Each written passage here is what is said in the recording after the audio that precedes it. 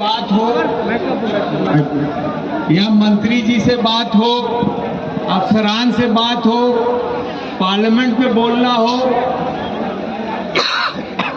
हम लोगों ने अपने तरफ से आवाज उठाई। अख्तर साहब, हमारे एमएलए साहब ने भी बताया विस्तार में कि उन्होंने कितनी मेहनत की। उससे कबल आप लोग जानते हैं मस्तान साहब भी लगातार कोशिश किए और आप लोग का भी उसमें हर वक्त साथ रहा। जब जब कोई अवसर आता था तब तब आप लोग तादाद में अपनी मांग रखते थे और ये सब का नतीजा ये हुआ कि आज आपके बीच में हम लोग को आने का मौका मिला है, जिसके लिए हम आप लोगों को शुक्रिया अदा करना चाहते हैं। मैंने बताया कि 25 सालों में कई सैकड़ों नहीं हजारों हमने शिलान्यास उद्घाटन किए होंगे। मेरे एमपी काल में एक नया नेशनल हाईवे अपने इलाके से शुरू करवाया, उसकी लागत 3000 करोड़, 60 करोड़ और 3000 करोड़ की बात सोचिए आप। एक नया रेलवे लाइन बिछवाया 2100 करोड़, लेकिन उतना वहां जोश नहीं था जितना आप लोग। तो इसलिए हम लोगों ने जो किया उसकी कोई गिनती नहीं मानता। जो आप लोगों ने झेला है और जो आप लोगों ने मेहनत की है उसको मैं सलाम करता हूं। दोस्तों बुजुर्गों, ज्यादा वक्त नहीं लेंगे और खास करके जब अख्तर साहब के ऐसा आदमी कोई बोले उसके बाद हमारा ऐसा लोकल तो हम लोग सब एक है, ये मान लीजिए। मैं ये कहता हूँ कि जब इलेक्शन होता है तो हमारी मर्जी मोड़ मर्जी में जाके कोई छीने लो बार की। तो जब इलेक्शन आएगा तो हम लोग इलेक्शन लड़ेंगे। हमको याद है कि जब आसाम का टिकट बट रहा था पार्लियामेंट का, मुझे कांग्रेस ने उस कमेटी में रखा है जो 16 लोगों की कमेटी है जो पूरे हिंदुस्तान में पार्लियामेंट और असेंबली का टिकट फैसला करने का, आप जानते हैं। हाँ।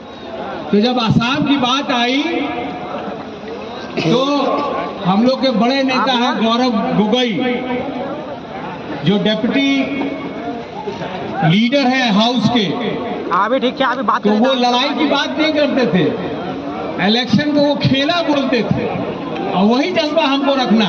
हो सकता है ये आप एमआईएम करते हो, हम कांग्रेस करते हो, अभी अख्तर साहब एमआईएम करते हैं, हम कांग्रेस करते हैं। जब भी हम लोग आपस में मिलते हैं इलेक्शन के दौरान भी एक दूसरे को सलाम करते हैं। सबसे पहले मुबारकबाद यही दिए थे, अगर मस्तान साहब आ जाएंगे पहले हम सलाम करेंगे, अख्तर साहब पहले सलाम करेंगे। ये हमारी तहजीब है और ये आप लोगों का, हम सब का फर्ज है कि तहजीब को हम बरकरार रखें। हो सकता है कभी हमसे गुस्ताखी हो जाए, हो सकता है आपसे गुस्ताखी हो जाए, इंसान होना ही है। ये कभी ऐसा तो हो नहीं सकता है कि हमारा होठना दूधर धुलाए रही। तो हम लोग एक दूसरे की इज्जत करेंगे तो अपनी इज्जत बढ़ती है, इससे किसी की इज्जत नहीं घटती। तो ज्यादा नहीं बोलना चाहता हूं, मैं बस इतना ही कहना चाहता हूं कि बहुत बहुत मुबारक। और जैसे हमारे जिला परिषद महोदय का जो चिंता है, हमारे भूतपूर्व मंत्री जी का चिंता है, उसको हम लोग को ख्याल में रखना होगा।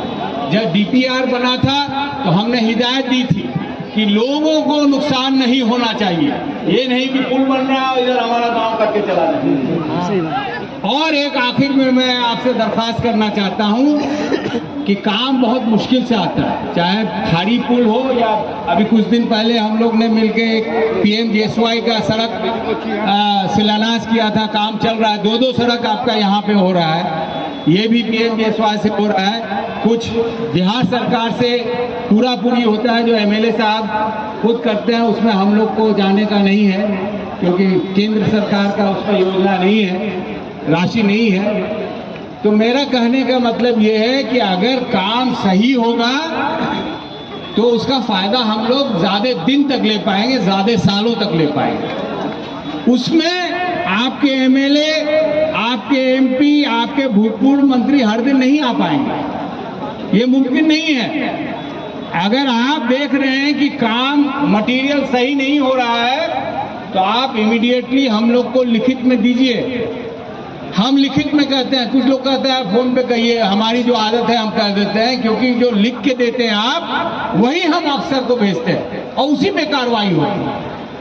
और वो कागज लिखा हुआ कभी गायब नहीं होता, कागज रह जाता है। तो इसीलिए आपसे गुजारिश है कि ये बहुत आप लोग की मेहनत से, सब्र से ये काम हुआ है, ये काम अच्छा हो, ये हमारी तरफ